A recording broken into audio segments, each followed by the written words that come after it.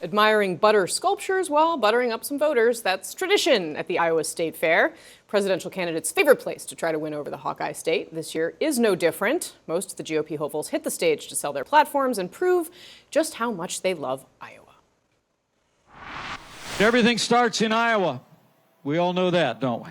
Y'all have chicken in a waffle on a stick. Woo!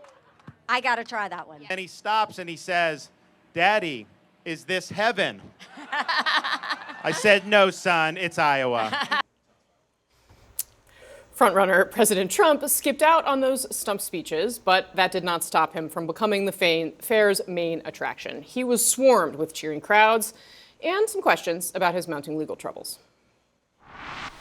President Trump, did you intend to overturn the 2020 election? You know the answer to this.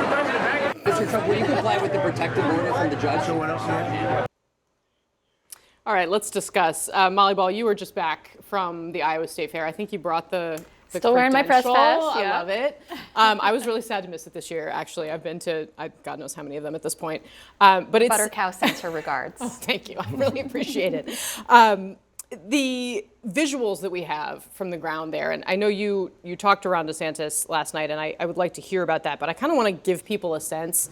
This is a view from the Ferris wheel of the crowd surrounding Donald Trump. Somebody took this image. So that, for people who are uninitiated, I mean, the State Fair, yes, is crowded, but it's like any fair. There's plenty of room to walk, typically. Like, you wouldn't really have too much trouble getting close to the candidate. Trump, that's not the case. I mean, just absolutely look at that crowd. And I think we also have some pictures we can show of a slightly more manageable crowd that was present at the quote-unquote fair side chat with Ron DeSantis. Is that what we're looking at right now, or is this still Trump? Okay, so this is the crowd that was there for Ron DeSantis. Not bad, but not quite the swarm that you saw for Trump. Was that how you experienced it on the ground, and what does that say about the state of the race? Yeah, I mean, clearly Trump is just a magnet for attention. Now, I will say, he was appearing in a rather small sort of restaurant on the grounds of the fair, and so there wasn't room for a lot of people inside, and so for people to be in his vicinity, they had to sort of crowd around outside, and I counted, as you could see in those photos, there were 30 deep at one point on all sides of that venue, just straining to catch a glimpse or hear a little snippet of what he was saying. He spoke very briefly and roamed around very briefly and then was back off on his plane.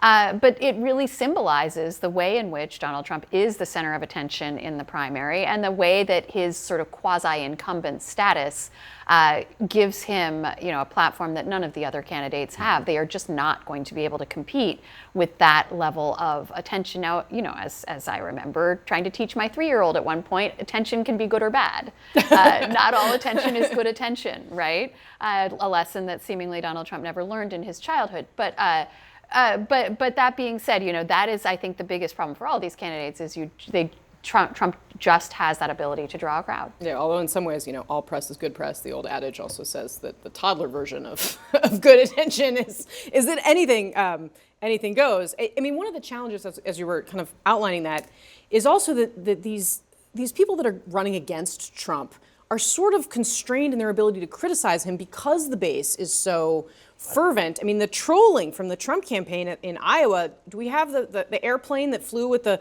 "Be Likeable Ron"? Now, there's a lot of jokes in there. It's a reference to his own notes to himself, but also Ron. That's the same font as Jeb, exclamation point, from 2016, who was the first, major candidate that Trump crushed on his way to the White House. This isn't this kind of thing. This is the Trump campaign going after his top rival, Ron DeSantis. Ron DeSantis can't do anything like this. Well, that's what they view, obviously, as his biggest flaw, DeSantis, trying to make him seem not that personable, awkward. That's you see the Trump people bring that up repeatedly. But you're right, Casey, in that Trump, imagine if any other Republican in the field had been indicted, what Trump would say about them. I mean, when others have gotten in trouble in the past, he slashed him. I mean, he's attacked people for far less. And yet a lot of them are defending Trump. I mean, you have Chris Christie out there who's been pretty critical of Trump pretty regularly and in pretty slashing terms. Asa Hutchinson, but I don't think he has a lot of relevance right now in the Republican primary field.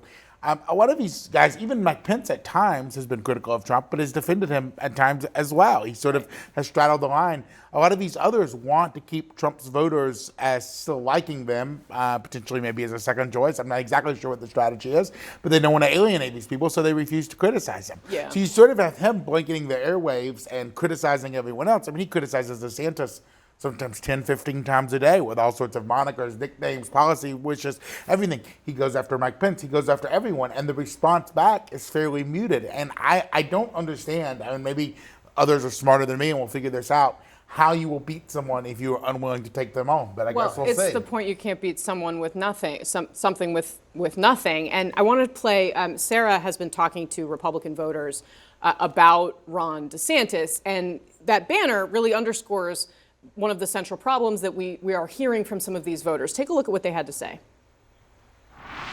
When DeSantis said he was running, I was pretty happy about that, but he's getting killed in the polls. He's kind of acted weird. It just seems like he lost all his confidence that he used to have when he was a governor. Something weird is going on. His whole personality's just changed. He's not as mouthy as he used to be. There might be a couple things about his personality that seem a little wooden.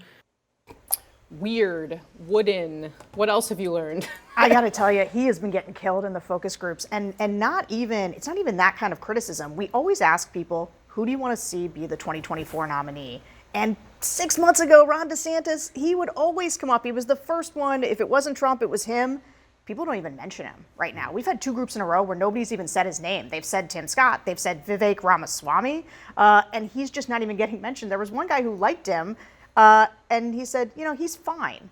He's fine. Right. That is brutal. Ringing endorsement.